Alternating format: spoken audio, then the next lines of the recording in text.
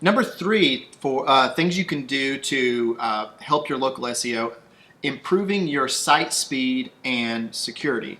Now, site speed is pretty obvious. Like when you load the site, how fast does it load? You can go to Google Page Speed Tools to find that out for yourself, and it'll actually tell you what you need to change. But we've said this before, ad nauseum probably, like site speed is such a huge indicator of a huge signal within Google on who's going to rank and who's not. So having a fast site is so important. Michael, how do people make sure, this goes back to hosting and some other things too, so like what are some things people need to look at to make sure that their site speed is up to where it needs to be? Yep. So I think number one, this is one of those topics where a developer could sort of spend hours talking about one little niche, the coding of the website. A content person could spend hours talking about just the content decisions. Hosting. So it really falls into 3 categories. Hosting and the environment you've set yourself up for with where you're putting the files and what you're doing. Content, are you trying to load things like a piece of video content as a background element on your homepage? We've kind of gotten away from that because of site speed. Number 3, how everything's coded. So these are all different categories, and yeah, you can make some basic decisions.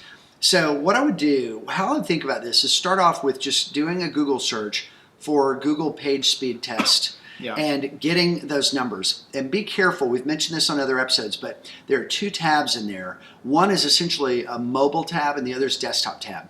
So it's a real-time test of your website and how it loads to a mobile user and how it loads to a desktop user, and you can get 2 scores. They're going to be a number from 1 to 100. They're color-coded, and so it's kind of like an A through F score in terms of red, yellow, green.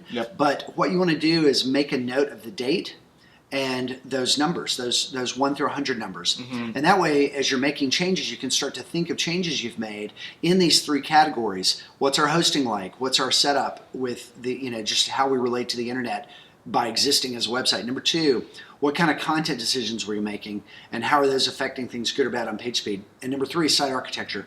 What are we doing? And so what we do is we think through the homepage and we run this Google Page Speed test. And the number 1 culprit that we look for are any images that are loading that are actually being compressed in the display step, where they are actually larger images. The trick to see this, if you're not a web person, is just to right-click on the image and open it in a new tab.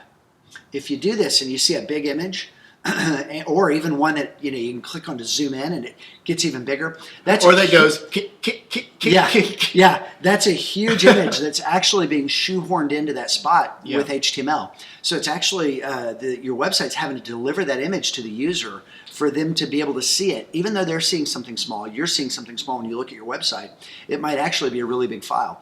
And so the Google Page Speed tool is going to help you with that. And then site architecture, it's work with your developer and show them the results of the page speed test and say, hey, we got to get this speed down. What can we do? And Google would not mind if every website was just a few words and nothing else. So this is a balance. You have to kind of balance this. But yeah, big opportunity, page speed.